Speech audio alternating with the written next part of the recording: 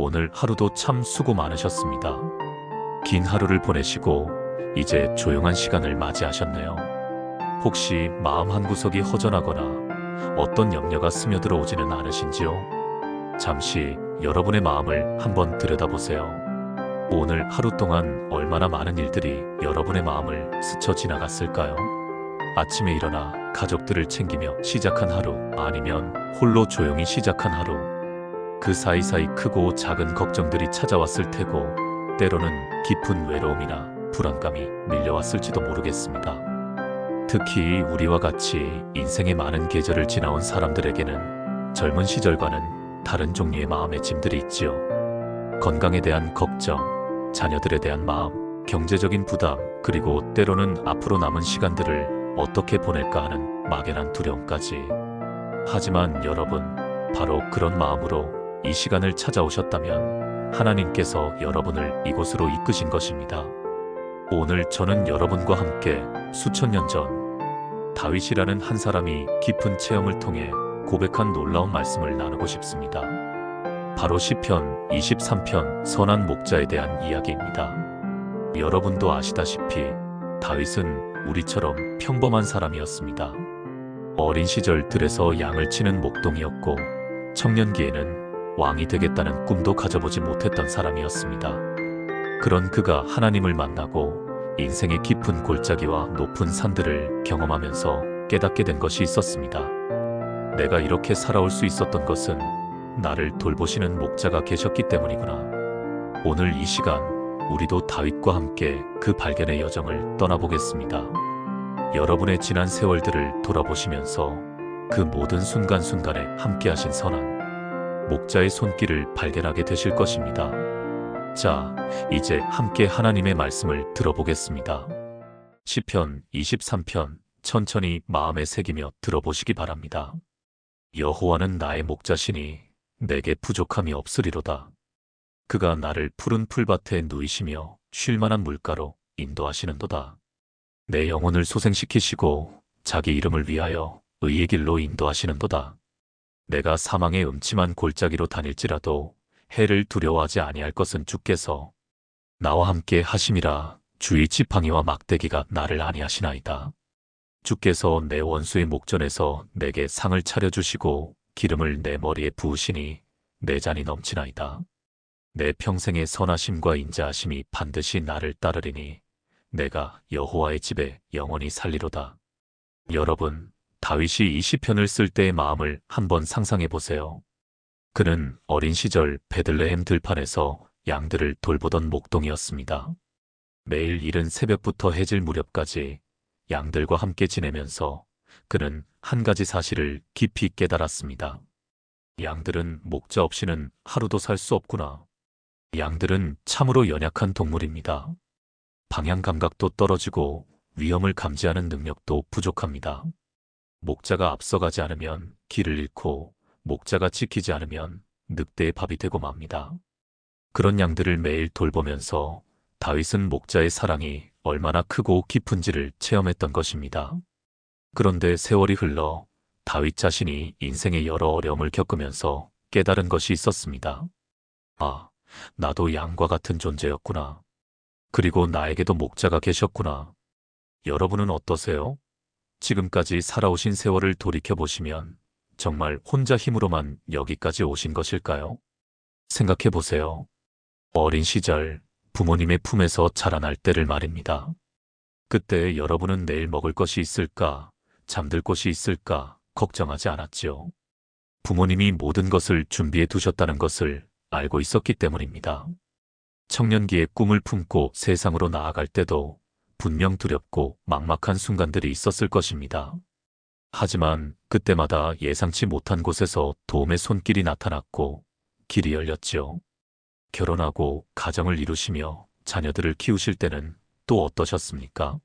경제적으로 어려운 시기도 있었고 아이들이 아플 때는 마음이 찢어질 것 같기도 했을 텐데 그런 가운데서도 어떻게든 이겨낼 수 있는 힘이 생겼지요.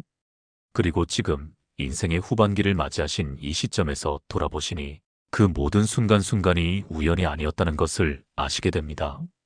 보이지 않는 손길이 여러분을 이끌어 오셨다는 것을요. 다윗은 바로 그것을 고백하고 있는 것입니다. 여호와는 나의 목자시니 마이너스 이것은 단순한 비유가 아닙니다. 인생의 깊은 체험을 통해 얻은 확신의 고백입니다. 목자와 양의 관계에서 가장 아름다운 점이 무엇인지 아세요?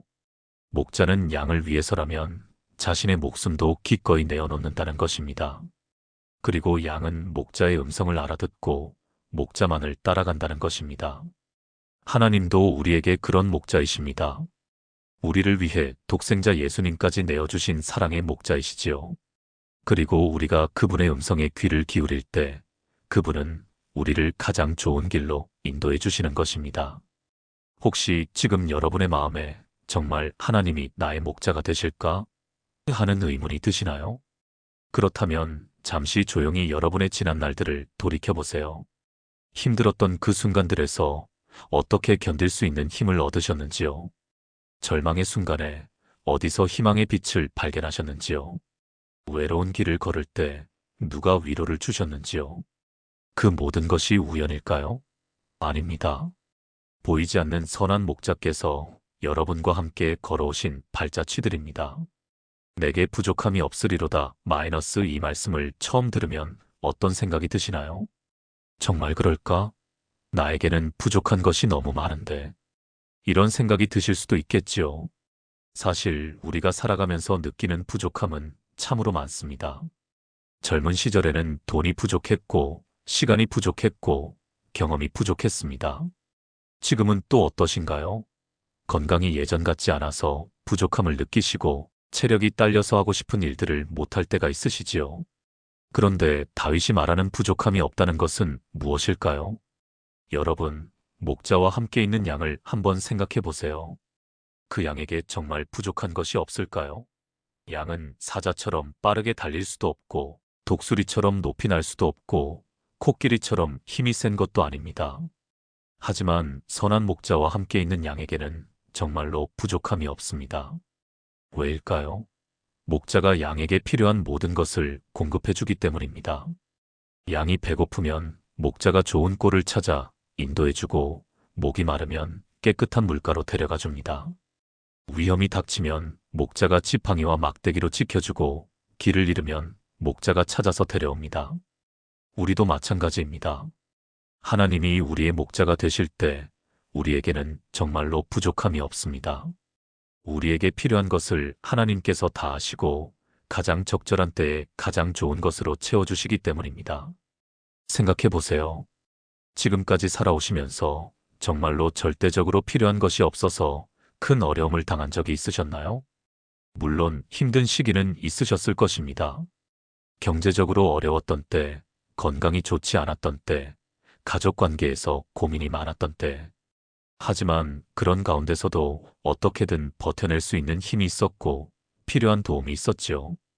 때로는 예상치 못한 곳에서 도움이 왔고 때로는 내 안에서 몰랐던 힘이 솟아났습니다. 때로는 환경이 바뀌었고 때로는 내 마음이 바뀌어서 문제를 다르게 볼 수 있게 되었습니다. 이것이 바로 선한 목자의 돌보심입니다. 하지만 여기서 중요한 것이 하나 있습니다. 하나님께서 우리에게 부족함이 없게 하신다는 것은 우리가 원하는 모든 것을 다 주신다는 뜻이 아니라는 것입니다. 목자가 양에게 사자의 힘이나 독수리의 날개를 주지 않는 것처럼 하나님도 우리의 모든 욕망을 다 채워주시지는 않습니다. 하지만 우리가 정말로 필요로 하는 것, 우리의 영혼과 삶에 꼭 필요한 것은 반드시 채워주십니다. 어쩌면 지금 여러분이 느끼시는 부족함도 하나님의 관점에서 보면 꼭 필요한 부족함일 수 있습니다. 그 부족함을 통해 우리는 하나님을 더욱 의지하게 되고 겸손하게 되며 다른 사람들의 어려움을 이해하게 되지요. 젊은 시절에 넘치는 체력과 패기도 좋았지만 지금의 여러분에게 맞는 하나님의 공급하심이 있습니다. 체력은 예전 같지 않을지 몰라도 대신 깊은 지혜와 평안이 있지요. 물질적으로는 풍요롭지 않을지 몰라도 마음의 여유와 감사할 줄 아는 마음이 있습니다. 이것이 바로 내게 부족함이 없으리로다의 참된 의미입니다. 하나님의 관점에서 보면 우리에게는 정말로 부족한 것이 없다는 것입니다. 여러분은 언제 가장 평안하시나요?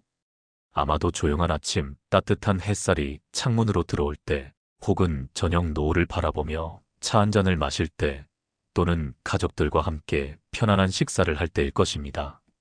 다윗이 말하는 푸른 풀밭과 쉴만한 물가가 바로 그런 곳입니다. 몸과 마음이 편안해지는 곳, 긴장이 풀리고 평안이 찾아오는 곳 말이지요. 목자는 양들을 아무 곳에나 데려가지 않습니다. 가장 좋은 꼴이 있는 곳, 맑고 깨끗한 물이 흐르는 곳, 그리고 위험하지 않은 안전한 곳을 찾아서 인도해 줍니다.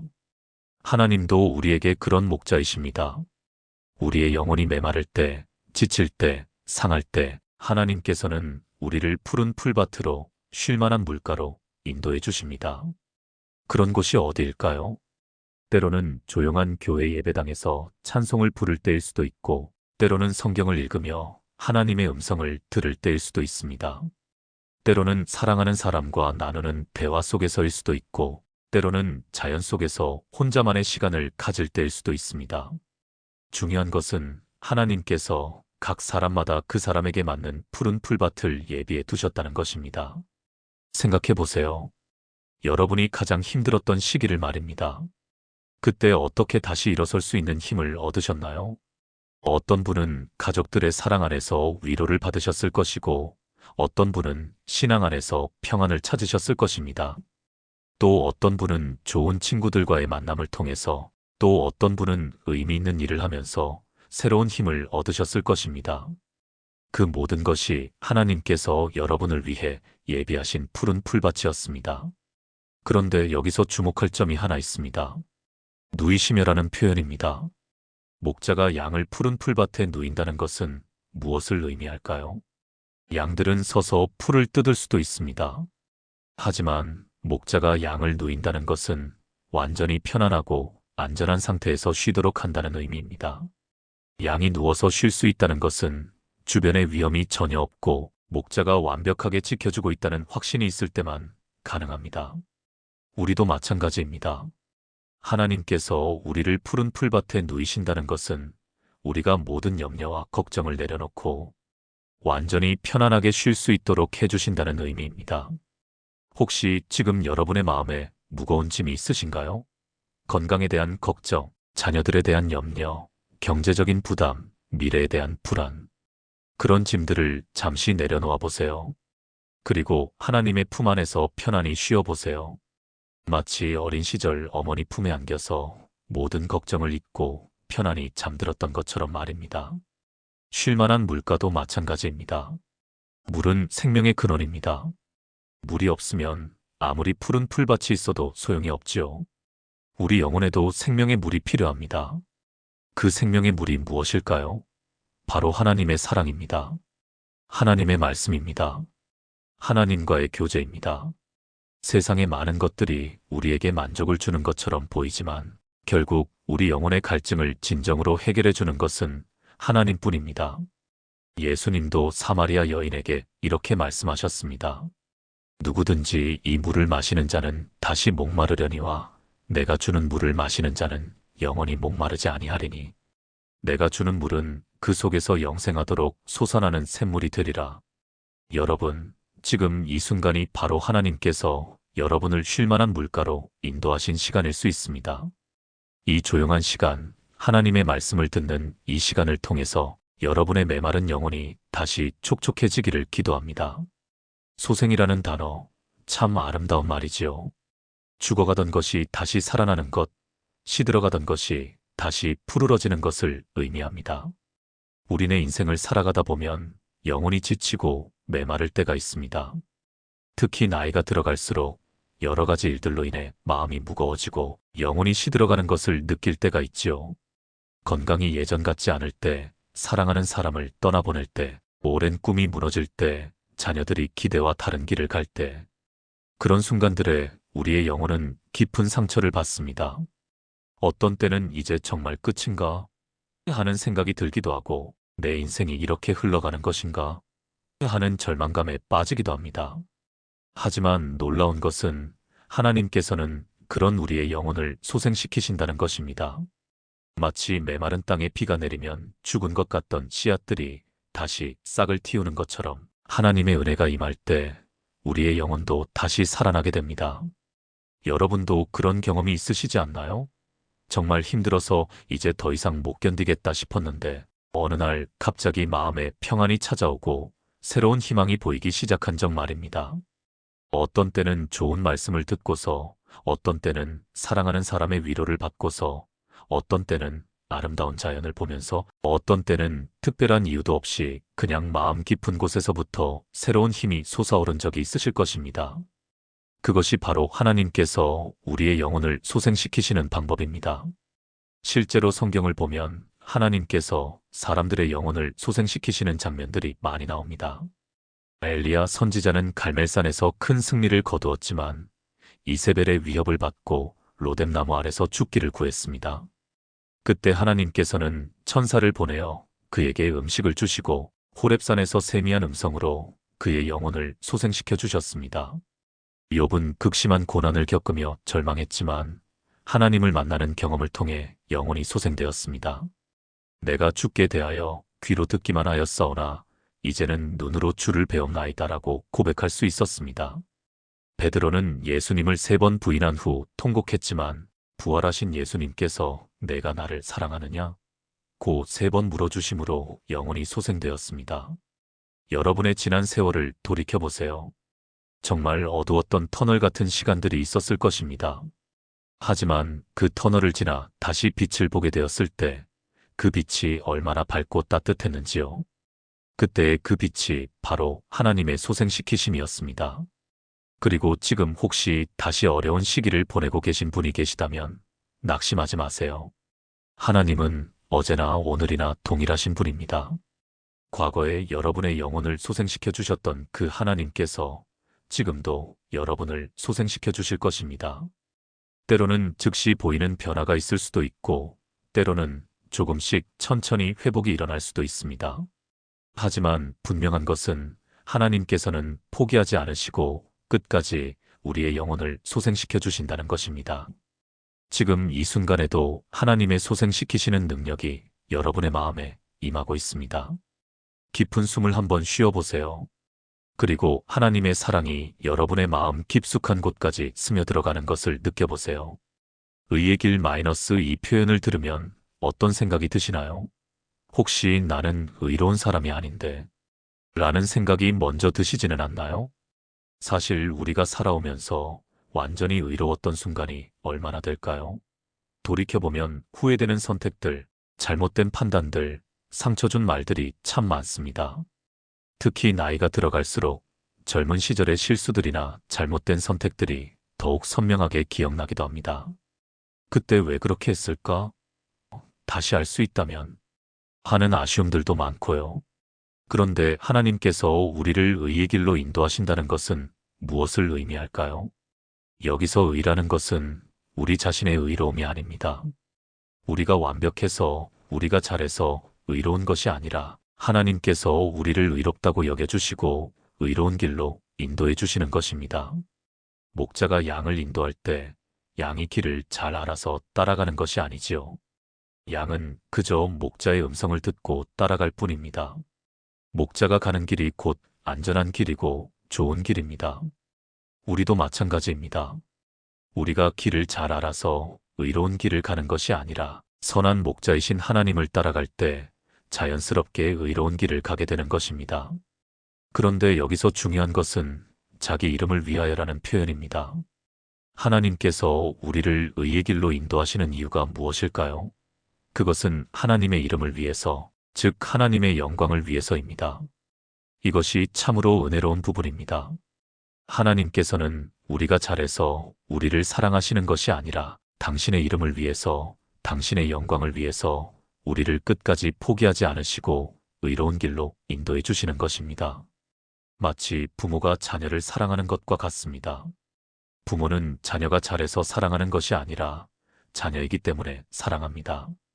그리고 그 사랑 때문에 자녀가 올바른 길로 가기를 원하고 그런 길로 인도하려고 노력하지요. 하나님의 사랑도 그렇습니다. 우리의 행위나 공로와 상관없이 우리가 하나님의 자녀이기 때문에, 하나님의 이름으로 불리는 자들이기 때문에 의로운 길로 인도해 주시는 것입니다. 여러분의 지난 인생을 돌이켜보세요. 비록 완벽하지는 못했지만 그래도 전체적으로 보면 의로운 방향으로 가고 있지 않나요? 젊은 시절에는 혈기도 많고 실수도 많았지만 세월이 흐르면서 더욱 지혜로워지고 더욱 성숙해지고 더욱 사랑하는 법을 배우게 되었지요. 때로는 잘못된 길로 빠진 것 같았지만 결국은 그 경험들조차 더 깊은 지혜와 겸손함을 가져다 주었습니다. 이것이 바로 하나님께서 우리를 의의 길로 인도하시는 방법입니다. 직선으로만 가는 것이 아니라 때로는 우회도 하고 때로는 잠시 멈추기도 하면서 하지만 결국은 가장 좋은 길로 인도해 주시는 것입니다. 그리고 이 인도하심은 지금도 계속되고 있습니다. 나이가 들었다고 해서 인생의 후반기에 접어들었다고 해서 하나님의 인도하심이 끝나는 것이 아닙니다. 오히려 지금이야말로 하나님의 인도하심을 더욱 깊이 체험할 수 있는 시기입니다. 세상의 많은 것들에 대한 욕심이 줄어들고 정말로 중요한 것이 무엇인지 알게 되면서 하나님의 음성을 더욱 선명하게 들을 수 있게 되거든요. 혹시 지금 어떤 선택 앞에서 고민하고 계신가요? 어떤 길로 가야 할지 막막하신가요? 그렇다면 걱정하지 마세요. 선한 목자이신 하나님께서 여러분을 의의 길로 인도해 주실 것입니다. 다만 우리가 할 일은 목자의 음성에 귀를 기울이는 것입니다. 하나님의 말씀을 통해서, 기도를 통해서 성령님의 음성을 듣는 것입니다. 그리고 그 음성을 따라가는 것입니다. 그럴 때 하나님께서는 당신의 이름을 위하여 반드시 우리를 의의 길로 인도해 주실 것입니다. 이 구절을 읽으면 갑자기 분위기가 달라지는 것을 느끼실 것입니다. 지금까지는 푸른 풀밭, 쉴만한 물가 등 평화롭고 아름다운 장면들이었는데 갑자기 사망의 음침한 골짜기라는 어둡고 무서운 표현이 나오지요. 하지만 이것이 바로 인생의 현실입니다. 인생에는 푸른 풀밭 같은 아름다운 시간들만 있는 것이 아니라 깊고 어두운 골짜기 같은 시간들도 있습니다. 특히 우리와 같이 인생의 많은 세월을 지나온 사람들에게는 이런 사망의 음침한 골짜기 같은 경험들이 참 많았을 것입니다. 사랑하는 부모님을 떠나보내야 했던 슬픔, 배우자나 친구들과의 이별, 자신의 건강에 대한 두려움, 죽음에 대한 불안. 이런 것들이 모두 사망의 음침한 골짜기와 같은 경험들이지요. 그런데 놀라운 것은 다윗이 이런 상황에서도 해를 두려워하지 아니할 것은이라고 고백하고 있다는 점입니다.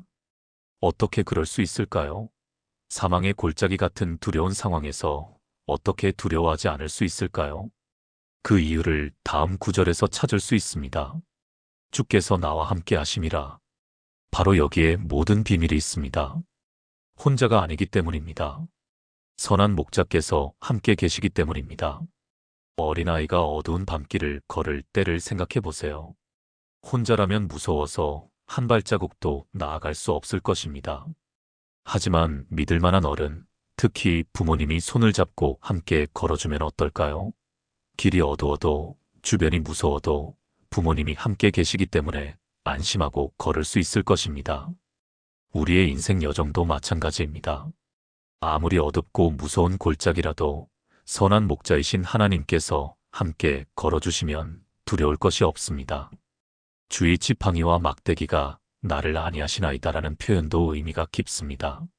목자의 지팡이는 양들을 보호하는 도구입니다. 위험한 야생동물이 나타나면 지팡이로 물리치고 양이 낭떠러지로 떨어질 위험이 있으면 지팡이로 막아줍니다. 막대기는 양들을 인도하는 도구입니다.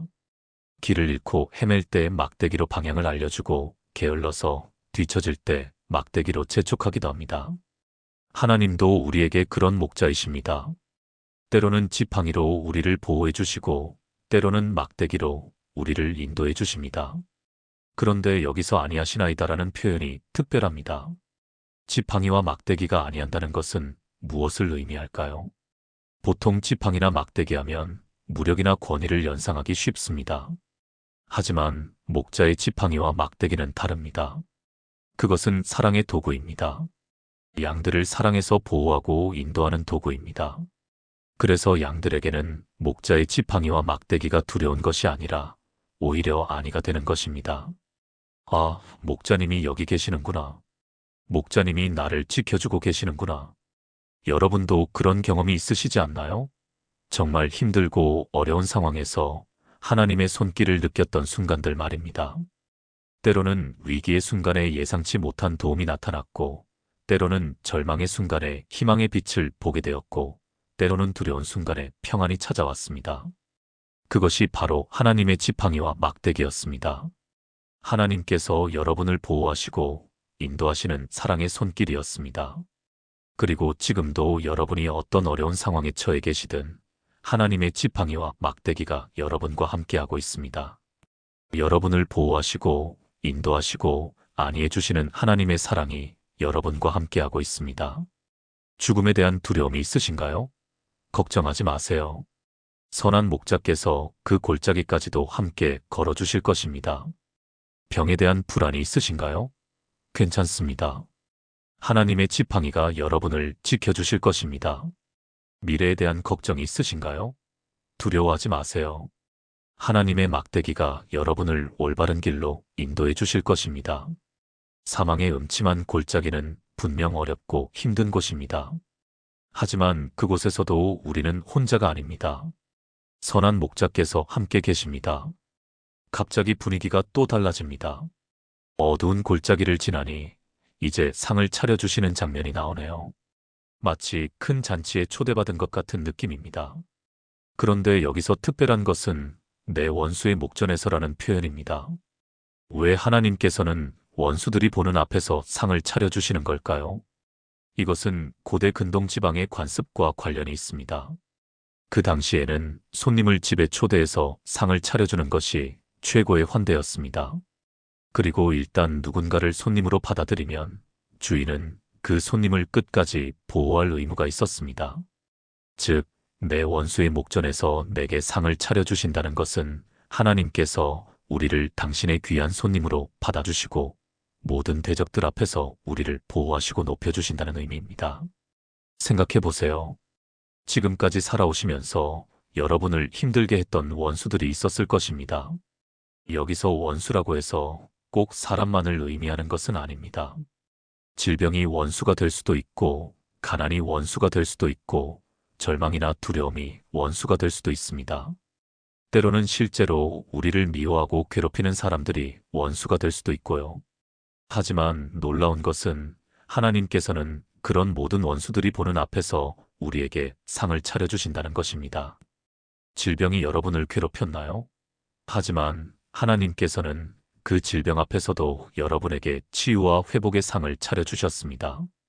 가난이 여러분을 힘들게 했나요? 하지만 하나님께서는 그 가난 앞에서도 여러분에게 공급과 도움의 상을 차려주셨습니다. 사람들이 여러분을 무시하고 깔보았나요? 하지만 하나님께서는 그들 앞에서 여러분을 높이시고 존귀하게 여겨주셨습니다. 이것이 하나님의 방식입니다. 세상이 우리를 버릴 때 하나님은 우리를 받아주십니다. 세상이 우리를 낮출 때 하나님은 우리를 높여주십니다. 기름을 내 머리에 부으신이라는 표현도 의미가 깊습니다. 고대 근동에서 손님의 머리에 기름을 부어주는 것은 최고의 환대였습니다. 그리고 기름을 부어받는다는 것은 선택받고 축복받는다는 의미이기도 합니다. 하나님께서는 우리의 머리에 기름을 부어주십니다. 우리를 선택하시고 축복하시고 귀하게 여겨주십니다. 나이가 들어가면서 때로는 내가 과연 쓸모있는 존재일까?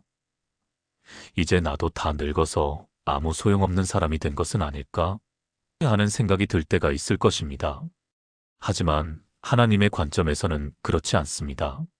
하나님은 여전히 여러분의 머리에 기름을 부어주시고 여러분을 귀하고 소중한 존재로 여기고 계십니다.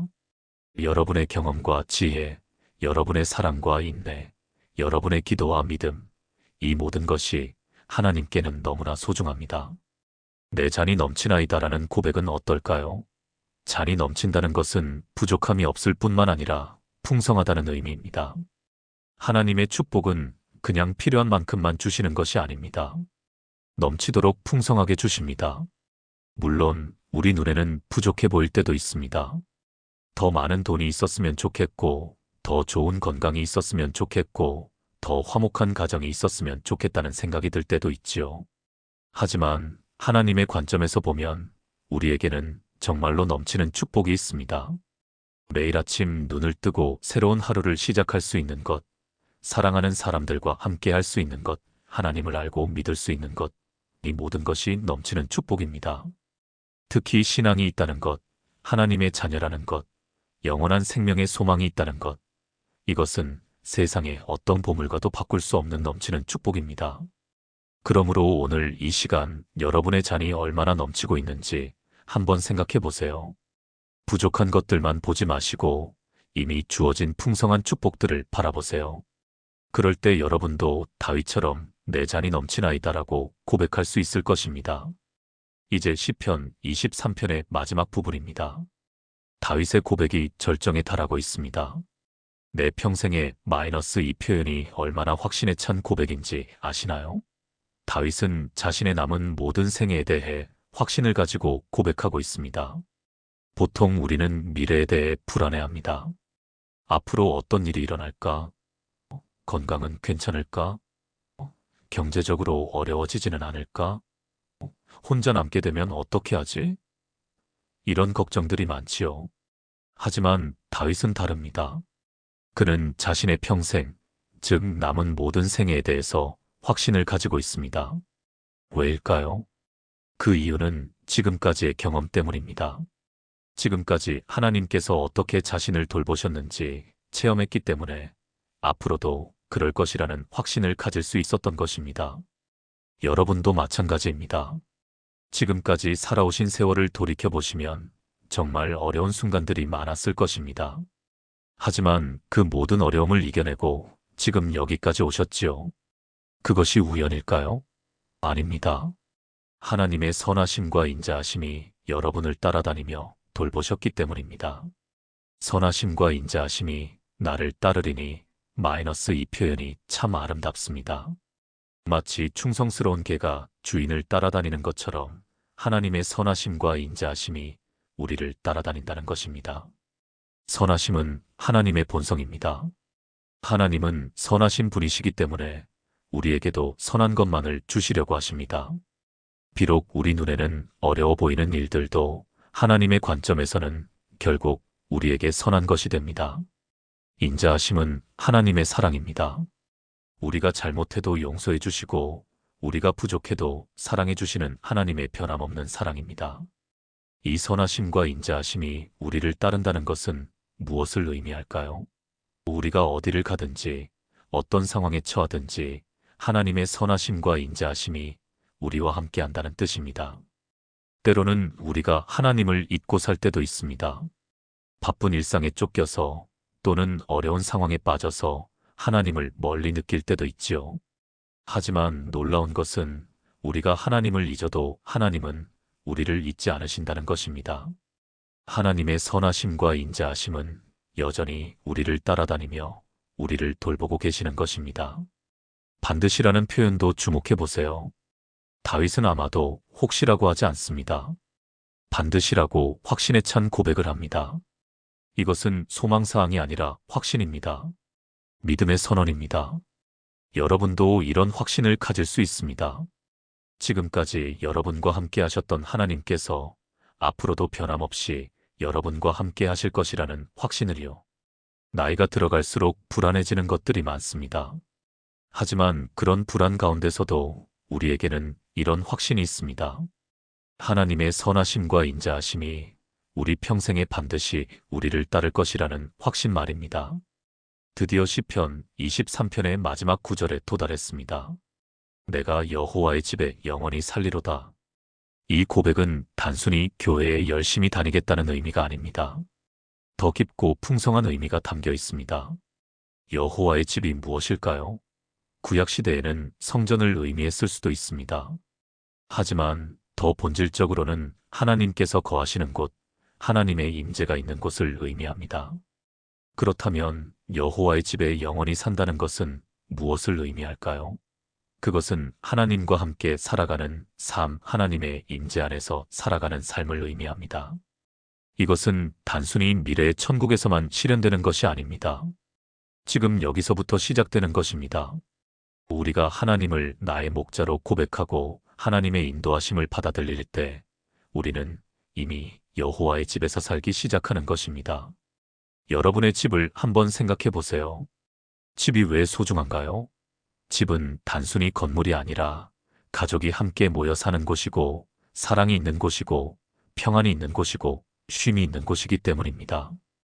여호와의 집도 마찬가지입니다. 그곳은 하나님 아버지가 계신 곳이고, 사랑이 충만한 곳이고, 평안이 있는 곳이고, 영원한 쉼이 있는 곳입니다. 그리고 놀라운 것은 우리가 이미 그 집의 일원이라는 것입니다. 하나님의 자녀로서, 하나님의 가족으로서 그 집에 속해 있다는 것입니다. 물론 이 땅에서는 완전하게 경험할 수 없습니다. 여전히 어려움도 있고, 슬픔도 있고, 고통도 있지요. 하지만 그 가운데서도 우리에게는 여호와의 집이라는 피난처가 있습니다. 기도할 때, 하나님의 말씀을 읽을 때, 찬송할 때, 성도들과 교제할 때 우리는 여호와의 집의 따뜻함을 맛볼 수 있습니다. 그리고 이것은 영원히 계속될 것입니다. 이 땅에서도 하늘에서도 영원히 우리는 여호와의 집에 거할 것입니다. 죽음이 우리를 하나님으로부터 분리시킬 수 있을까요? 아닙니다. 오히려 죽음은 우리를 더욱 완전한 여호와의 집으로 인도해 줄 것입니다. 병이 우리를 하나님으로부터 떨어뜨릴 수 있을까요? 아닙니다. 병 중에서도 우리는 여전히 여호와의 집에 거할 수 있습니다. 가난이나 외로움이나 어려움이 우리를 하나님으로부터 분리시킬 수 있을까요? 아닙니다. 어떤 상황에서도 우리는 여호와의 집의 거주자입니다. 바울 사도가 로마서 8장에서 고백한 것처럼 높음이나 깊음이나 다른 어떤 피조물이라도 우리를 우리 주 그리스도 예수 안에 있는 하나님의 사랑에서 끊을 수 없으리라는 것입니다. 여러분, 지금 이 순간에도 여러분은 여호와의 집에 거하고 계신 것을 아시나요? 여러분이 어디에 있든지, 어떤 상황에 있든지 여러분은 하나님의 집의 거주자이십니다. 그리고 이것은 영원히 계속될 것입니다. 이 땅의 삶이 끝난 후에도 우리는 더욱 완전한 여호와의 집에서 영원히 살게 될 것입니다. 그곳에서는 더 이상 눈물도 없고, 아픔도 없고, 슬픔도 없을 것입니다. 오직 완전한 사랑과 완전한 평안과 완전한 기쁨만이 있을 것입니다. 이것이 우리의 소망입니다. 이것이 우리의 위로입니다. 이것이 우리가 어떤 어려움 가운데서도 담대할 수 있는 이유입니다. 사랑하는 하나님, 아버지, 오늘 이 조용한 시간에 주님의 말씀을 들을 수 있게 하시니 감사합니다. 시편 23편의 아름다운 말씀을 통해서 주님께서 우리의 선한 목자가 되어 주신다는 것을 다시 한번 깨닫게 하시니 감사합니다. 아버지, 지금까지 살아온 긴 세월을 돌이켜보니 정말로 주님의 인도하심과 돌보심이 없었다면 여기까지 올 수 없었을 것입니다. 어려웠던 그 순간들, 막막했던 그 시간들, 눈물 흘렸던 그 밤들을 주님께서 다 아시고 함께 해주셨음을 고백합니다. 때로는 주님을 원망했던 적도 있고, 때로는 주님을 의심했던 적도 있었지만, 그런 가운데서도 주님은 변함없이 우리의 목자가 되어주셨습니다. 우리가 길을 잃고 헤맬 때도, 우리가 넘어져서 일어나지 못할 때도 주님은 포기하지 않으시고 우리를 찾아오셨습니다. 주님, 이제 우리에게 남은 세월이 얼마나 될지 모르겠지만 그 모든 시간 동안 주님께서 변함없이 우리의 목자가 되어주실 것을 믿습니다. 건강할 때도, 아플 때도, 기쁠 때도, 슬플 때도 주님의 선하심과 인자하심이 우리를 따라와 주실 것을 믿습니다. 혹시 지금 어려운 상황에 있는 분들이 계시다면 그분들에게 특별한 위로와 힘을 주시옵소서. 사망의 음침한 골짜기 같은 어려움 가운데 있는 분들에게 주님께서 함께하고 계심을 느끼게 해주시옵소서. 건강이 좋지 않아서 걱정하는 분들에게는 치유의 은혜를, 경제적으로 어려워하는 분들에게는 공급의 은혜를, 외로워하는 분들에게는 동행의 은혜를, 미래를 걱정하는 분들에게는 소망의 은혜를 베풀어 주시옵소서. 그리고 무엇보다도 우리 모두가 여호와의 집에 거하는 자들임을 기억하게 해주시옵소서. 이 땅에서도 하늘에서도 영원히 주님과 함께 살아갈 수 있다는 확신 속에서 평안하게 살아가게 하시옵소서. 오늘 이 말씀을 들은 모든 분들의 마음에 깊은 평안과 위로가 임하시기를 기도합니다. 주님의 사랑이 우리의 모든 염려와 걱정을 녹여주시고 주님의 평안이 우리의 마음과 생각을 지켜주시기를 기도합니다. 이제 하루를 마감하고 쉼을 얻는 시간이 되었습니다. 오늘 하루도 함께 해주신 주님께 감사드리며 내일도 주님의 인도하심과 돌보심 아래 살아갈 수 있기를 기도합니다. 선한 목자이신 예수 그리스도의 이름으로 기도합니다. 아멘.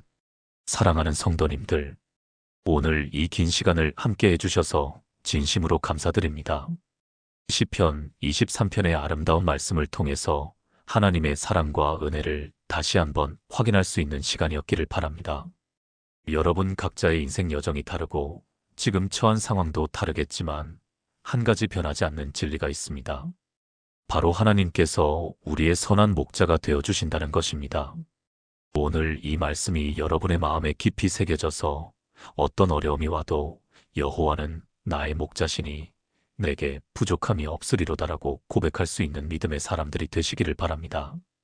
그리고 이 은혜로운 말씀을 혼자만 간직하지 마시고 주변에 어려워하는 분들에게도 나눠주시기 바랍니다.